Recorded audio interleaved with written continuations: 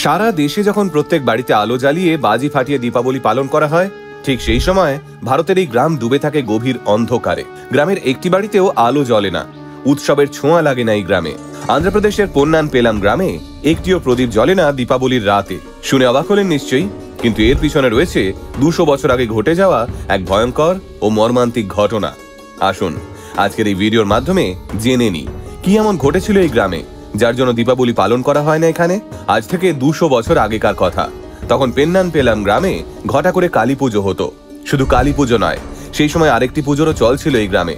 এই অনুষ্ঠানের নাম ছিল নাগুলা চাবিথি। এটি হলো সর্প দেবতার পুজো, সহজ ভাষায় বললে সাপের পুজো। পেন্নান পেলামে ঘটা করে একবার নাগুলা চাবিথির আয়োজন করা হয়েছিল। এই পুজো শুধুমাত্র বিবাহিত মহিলারাই করতে পারেন।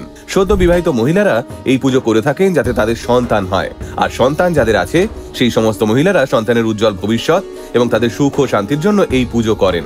দুধ, কলা এবং বিভিন্ন শুকনো ফল সহযোগে সর্প দেবতার পুজো করা হয়।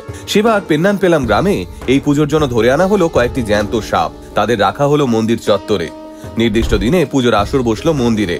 গ্রামের বিবাহিতা মহিলারা একে একে মন্দিরে পুজো দেওয়ার জন্য ভিড় জমাতে শুরু করলেন। কিছু বাচ্চা মন্দিরের উঠোনেই খেলা করছিল। পুজো চলাকালীনই ঘটলো এক অঘটন। ধরে আনা সাপগুলো কোনোভাবে বেরিয়ে পড়লো। হুড়োহুড়ি লেগে গেল মন্দির চত্বরে।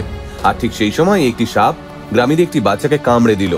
সঙ্গে সঙ্গে ওই বাচ্চার শরীরে বিষ ছড়িয়ে পড়লো এবং বাচ্চাটি মন্দিরেই মারা গেল। এরপর থেকে গ্রামবাসীরা নিজেদের মধ্যে সলা পরামর্শ করে নাগুলা চাবিথি পুজোটি চিরতরে বন্ধ করে দেন। সেই থেকে আজ অবধি এই রীতি বংশ পরম্পরায় চলে আসছে ওই গ্রামে।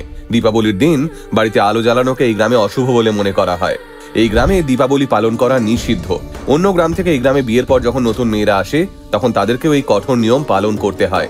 একমাত্র এই গ্রামের মেয়েদের যদি অন্য কোনো গ্রামে বিয়ে হয়, তখন তারা দীপাবলি পালন করবার সুযোগ পায়। এখন অন্যান্য জায়গার মতোই আধুনিকতার ছোঁয়া লেগেছে পেন্নান পেলাম গ্রামেও। গ্রামের ছেলে মেয়েদের কাছে শিক্ষার আলো পৌঁছেছে। গ্রামের শিক্ষিত ছেলেমেয়েরা এখন এই প্রথাকে কুসংস্কার বলে চিহ্নিত করে। বেশ কয়েক বছর আগের কথা, একটি বাড়িতে হঠাৎই ঘটা করে কালী পুজোর আয়োজন করা হয়েছিল। সেই বাড়ির ছেলে এই কুসংস্কারের বিরুদ্ধে রুখে দাঁড়াতে নিজের বাড়িতে দিওয়ালির রাতে আলো জ্বালিয়েছিল। তার কয়েক বছরের মধ্যেই ওই ছেলেটির মৃত্যু হয়। এই ঘটনার পর গ্রামের মোড়লরা এই নিয়মটিকে আরো কঠোরভাবে পালন করার আদেশ দেন। তাদের বিশ্বাস, গ্রামে দীপাবলির দিন আলো জ্বললে অশুভ শক্তির দৃষ্টি পড়ে তাদের গ্রামে।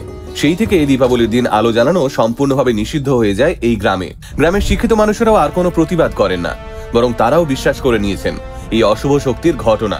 আসলে বিশ্বাসের কাছে সবসময় মাথা নত করতে হয় সবাইকে। সারা দেশ যখন আলোয় উজ্জ্বল হয়ে ওঠে, তখন অন্ধকারেই থেকে যায় আন্ধ্রপ্রদেশের পেন্নান পেলাম গ্রাম। কি অদ্ভুত আমাদের দেশ এই ভারতবর্ষ, তাই না? এই দেশের প্রত্যেকটা কোনায় ছড়িয়ে রয়েছে বিশ্বাস অবিশ্বাসের মেলা আর হাজার হাজার পৌরাণিক গল্প। কেউ বলেন এগুলো প্রাচীন ভারতীয় সংস্কৃতি, আবার কেউ বলেন কুসংস্কার। আচ্ছা, কুসংস্কার ঠিক কি? আপনাদের মতামত কমেন্ট বক্সে জানাতে ভুলবেন না কিন্তু।